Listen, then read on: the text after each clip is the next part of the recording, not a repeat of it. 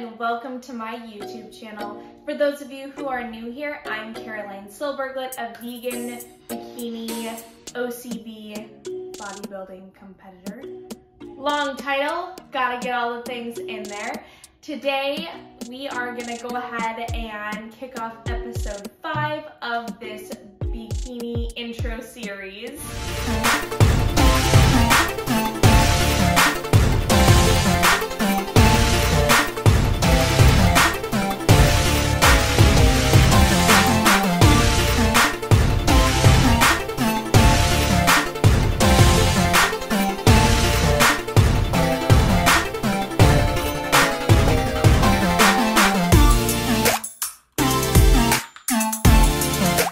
Today is episode 5 and we are going to be focusing on transforming all of the meals that I eat at home, that I cook at home, and make them to-go friendly. So I would argue that most people don't have the luxury to eat all of their meals at home. I personally have to take 1 or 2 with me to work as well, depending on the day. So we are going to take the exact same ingredients and go ahead, rearrange them so that they're more friendly for the office or on a day trip or travel. For my first meal, we're going to go ahead and take my pre-workout meal, which is typically my rice cakes with banana, and make it into a protein smoothie that is friendly for on the go. And I also do love to have a crunch, so I'm going to bring my rice cakes along with me and not put those carbohydrates in the protein shake.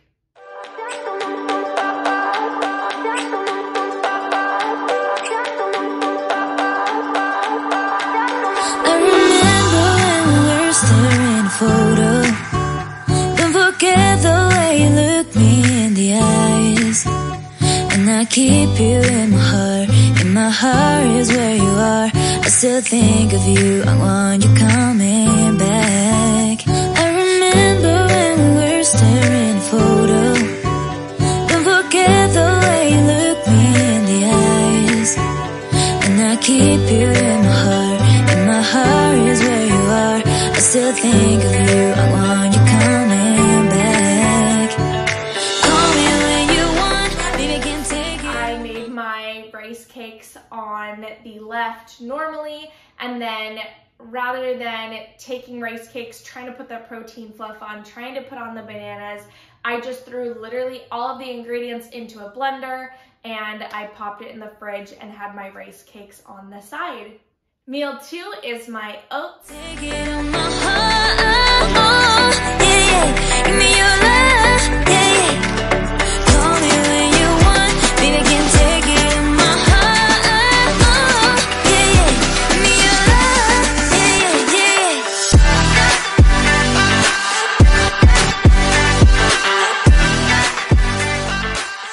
Super easy to make to-go friendly overnight oats. I know I talked about that in my travel vlog when I went to Vegas, but again, literally the exact same ingredients, but rather than putting it in the microwave and eating it right then and there, I put it all in a mason jar with an airtight seal, put it in the fridge overnight, and I'm not gonna lie to you, I've made it morning of and eaten it a few hours later, and it's just fine.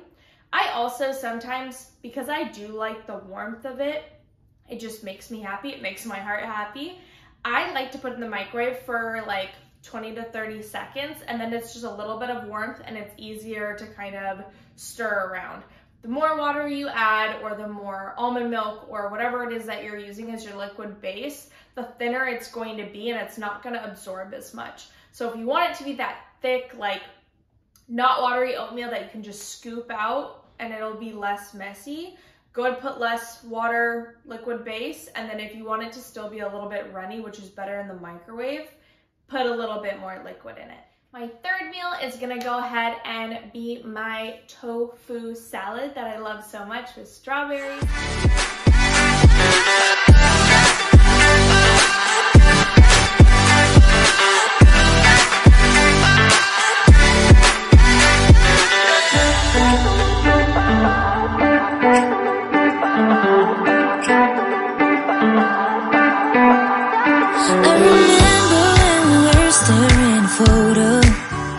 Don't forget the way you look me in the eyes. And I keep you in my heart, in my heart. does look a little bit different just as far as containers are concerned for to go. When I eat it, obviously at home, it all just gets tossed in. When I eat it on the go, I like to leave my tofu out so that I can microwave it, so I do have a warm component. However, it tastes just fine cold, and you can put the tofu in the actual salad container if you're not planning on microwaving it. I always leave my strawberries out until the end just because they are a little bit mushier and I don't want them to get soggy and then spill over all of the stuff, if that makes sense. And then I always leave my sauce and seasoning out. I do bring my seasoning with me. You don't have to actually bring the jar though. You can always just put a little bit in a baggie and bring that as well. But that just increases the freshness of the ingredients so they're not soggy, because salad will get soggy if you put sauce on it and just leave it there. I'm not gonna lie, for space saving purposes, I have absolutely put the sauce on it and let it hang out in the fridge for a couple hours or even overnight and been just fine, because when it comes to prep, like, you gotta do what you gotta do. So there have been times where I've just done that and I don't mind it. Honestly, at the end of the day, food is fuel and I look at it as a variable. I make it as enjoyable as possible, but you gotta do what you gotta do. My final meal is my seitan macro bowl. Where you are, I still think of you. I want you coming back. I remember when we were staring a photo. Don't forget the way you look me in the eyes. And I keep you in my heart. And my heart is where you are. I still think of you. I want you coming back. Call me when you want. Baby, I can't take it on my heart. Yeah, yeah. Give me your love. Yeah, yeah. Call me when you want. Baby, I can't take it on my heart. Yeah, yeah. Give me your love. Yeah, yeah, yeah.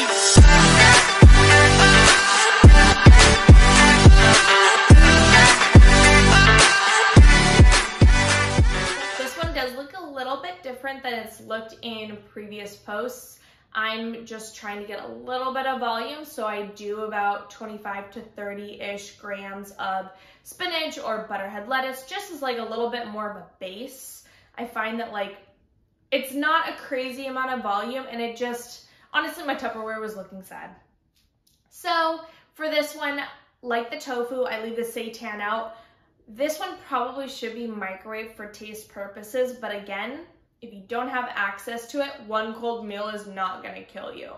Like, have you ever gone to a restaurant and ordered something and it didn't taste how you wanted it to taste, but you ate it anyways? Like, not every meal is gonna hit, and that's okay.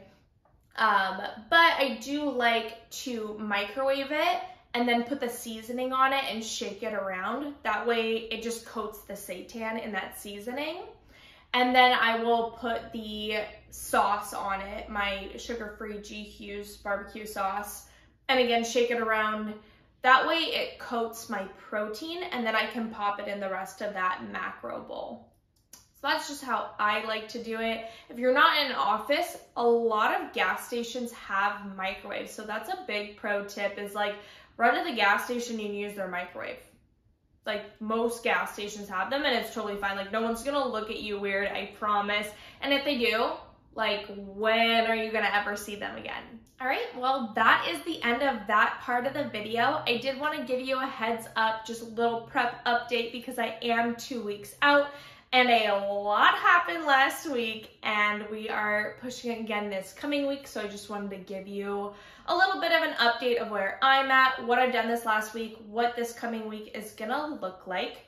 So I did mention previously, or in my previous video, that we were gonna up my carbs. We ended up upping them on Monday rather than Tuesday. So I spent a full week from Monday to Sunday all on higher carbs. So I had 150 grams of carbohydrates, 100 grams of protein, and 40 grams of fat. I felt fantastic. I got to add more banana. I got to add more oats.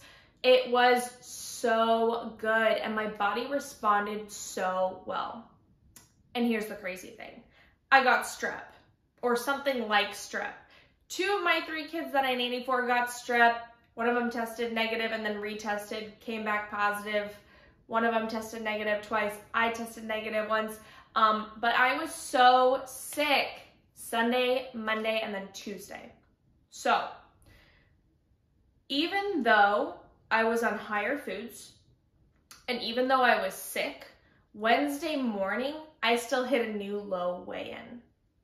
I want to address when you're sick, make sure to do a body check with how you're training.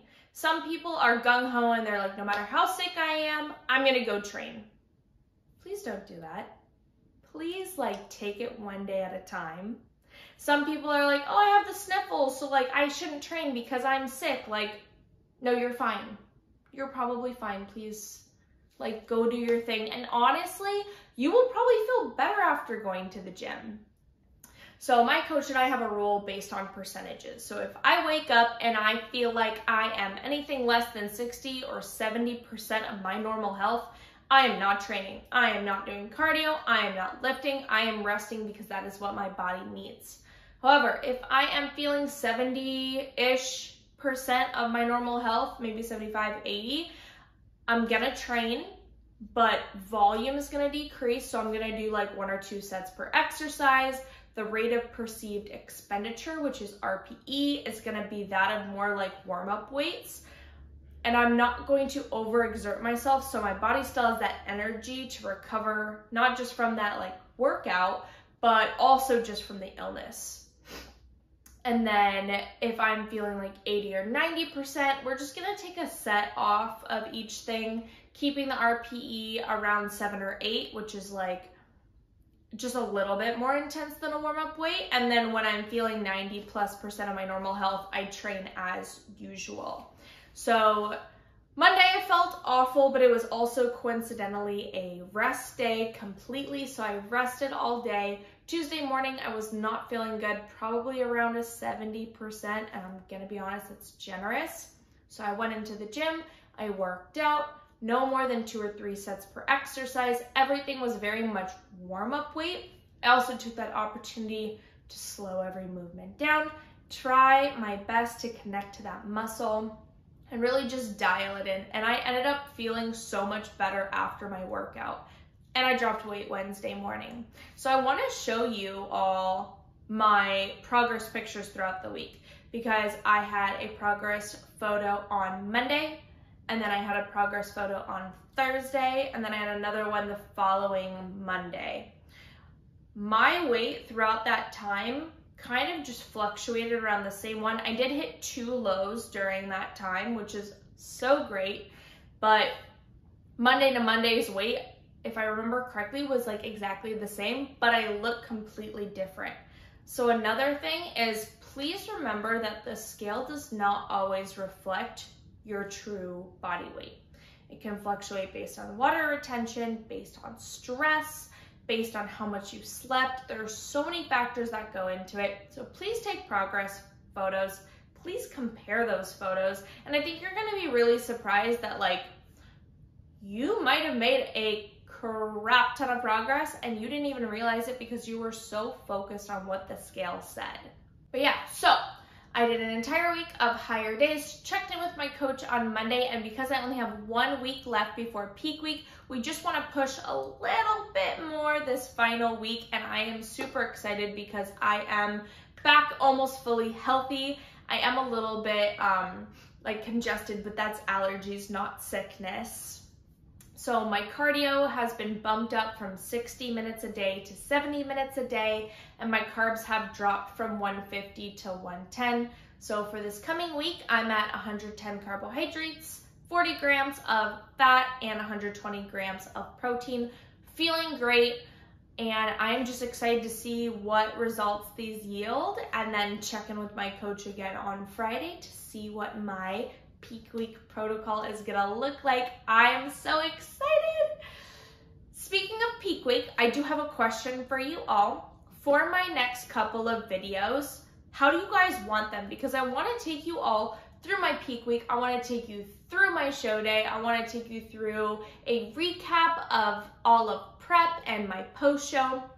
So do you all want multiple videos throughout peak week so that you can stay engaged with how I'm doing kind of like every other day? Or would that be better on Instagram, like through stories, and then just have like one video of the entire peak week, one video of show day, like separated that way? So let me know, drop either like in the comments, DM me on my Instagram. If you're not following me on Instagram, I will go ahead and put that down below. What else? Oh, please do not forget to like. That way I know that you all are liking the content that I am putting out, and it supports me as I go along this journey. Don't forget to subscribe so you never miss an episode. And please always feel free to reach out to me if you ever have any questions whatsoever on veganism, bodybuilding, health and wellness, or just life in general. And with that, I'm going to close out this video. I'll see you guys next week.